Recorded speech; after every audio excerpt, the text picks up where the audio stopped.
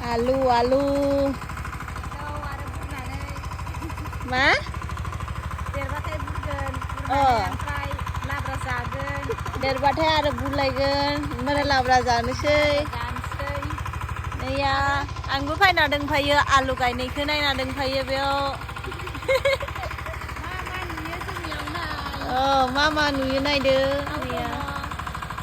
दाउ दोङो ओइयाव मोसौ दोङो बेयाव बोरमा दोङो ओमफ्राय थिंआ हालेवगासिनो आरो सासे मानसि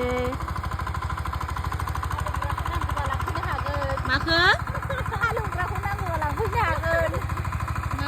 हालेवग्राखौ नांगौबा लांफैनो हागोन हालेवग्राखौ बेखौ भारा लांनो हागोन रायजोफोर नांगौबा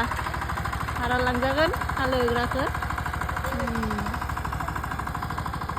नै आलुखौ मादि गायो नायना ला लोगोफोर नै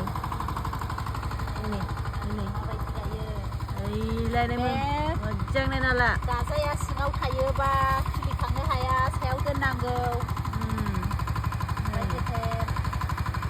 बिदिनो गायो दे होमबा दोननोसै बाय बाय